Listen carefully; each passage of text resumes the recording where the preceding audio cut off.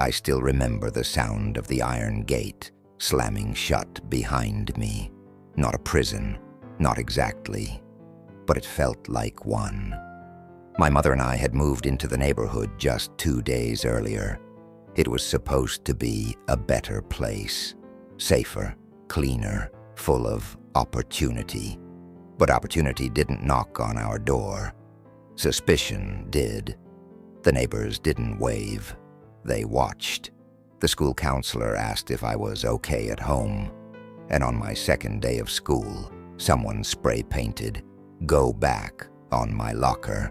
I walked the halls like a ghost, unseen but always judged. Teachers looked through me. Students glanced, then whispered. No one sat next to me at lunch. Then one day, a teacher pulled me aside, not to help, but to accuse. She said I'd been seen near a fight. I hadn't. I was in the library. I had the sign-in slip. She didn't care. That was the first time I truly felt what it meant to be marked. They didn't call me names, not out loud, but I heard them anyway, in the spaces between the words. Troubled, unfit, dangerous. One parent petitioned the school board to remove me from advanced classes. "She's intimidating the others," they wrote. I had never raised my voice, but I raised my hand. Too often, they said, too confidently. That confidence, they took it personally. One afternoon, a flyer appeared on my desk. Student Equality Assembly, Tuesday, 4 p.m. I didn't know who posted it, but I went. There were only 7 of us, different shades of skin, different backgrounds, but the same pain behind our eyes. Stories spilled out, stories like mine, suspensions for no reason, accusations without proof, being the only one in the room again and again. That night, I didn't sleep, but for the first time, I didn't feel alone. The day after the assembly, things felt different. We walked through the halls as if something invisible had shifted. I held my head higher, and they noticed. A teacher pulled me aside. "I heard you were at that meeting." Her tone wasn't kind. It was warning, but I didn't flinch. "We're watching you," she added, and I smiled. "Good," I said. "Then you'll say everything." We decided to write a petition. Simple. Director, demand equal treatment. End discriminatory discipline. Recognize Black student voices. We got 120 signatures in 4 days, but not everyone was happy. One morning, our principal called us into her office, all 7 of us. She called it a safety concern. She said our words were divisive. But when I looked around that small room, I saw power. We weren't just students anymore. We were a movement.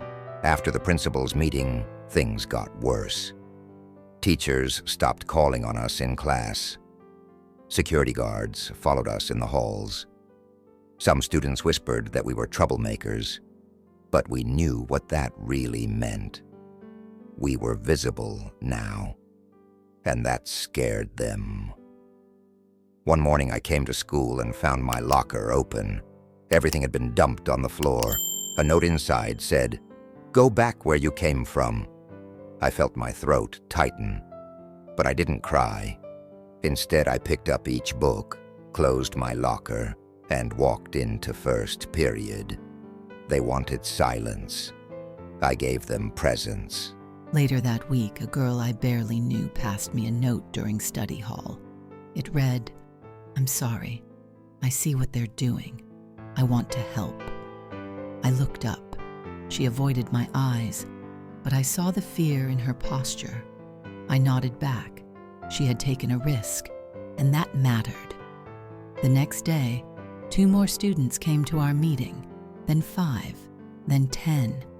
By Friday, we had to move to a larger room. The story was no longer just ours. It was theirs too, and it was growing. The school administration responded fast. too fast. They sent an email.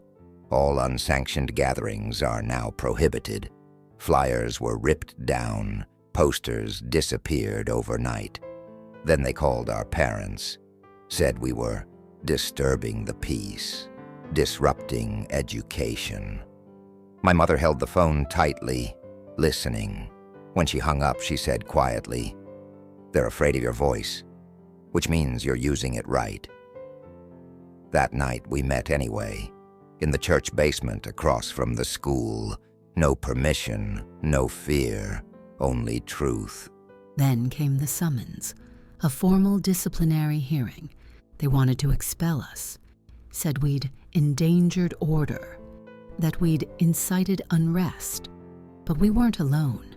Parents came, teachers showed up too, quietly. A local journalist sat in the back, and the student body. They stood outside the room, chanting, holding signs. Let them speak. We are the future. I stood before the panel. My hands trembled, but my voice did not. The room went silent. The head of the disciplinary committee cleared his throat. He looked at the papers, then looked at me, then at the crowd outside the glass doors. He said, "While your actions were against protocol, your intention was rooted in justice. You will not be expelled." Then he added, almost reluctantly, "You've reminded this institution of its duty." A breath I'd been holding for weeks finally released. We didn't lose. Not this time. We walked out of that room to roaring cheers. People clapped. Some cried. It wasn't just about us anymore. It was about what we stood for. The school issued a statement later that week. They would revise policies, create a diversity and inclusion council, and for the first time ever, include students of color in leadership discussions. Change came slowly, but it came. Justice wasn't a firework, it was a sunrise, and we were there to see it rise. Months passed. The hallways felt different. Teachers began asking real questions, not just about test scores, but about who we were, where we came from, what we carried in our silence. The gate that had once felt so ironclad, so cold and sealed, was open now, rusted in places, but open.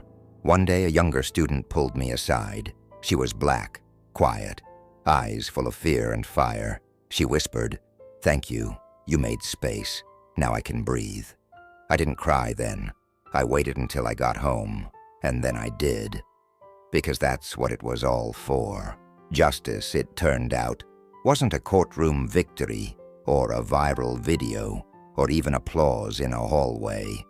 It was the right to exist without shrinking, to be heard without begging, to be wrong sometimes without being erased. It was hard-earned and unfinished, but it was ours. Afterward, in the quiet.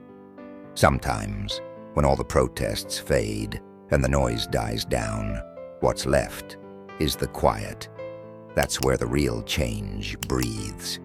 In the look between two students who once sat on opposite sides of the cafeteria and now shared notes before class. In a principal who once walked past us, now stopping, asking, "How are you, really?" In the mural we painted on the back wall of the gym. Not a fist, not a flame, but a circle.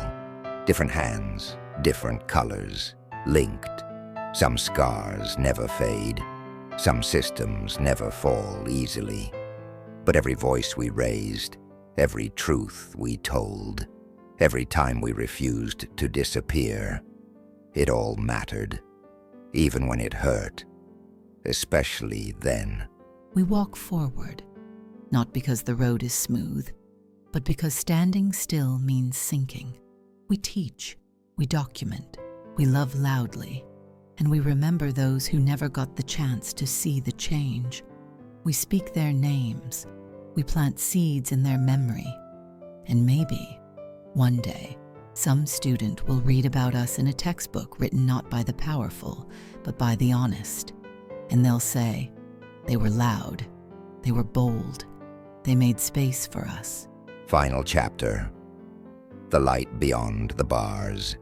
They tore down the sign over the courtroom, the one that had hung crooked for years, its letters rusted, its meaning hollow.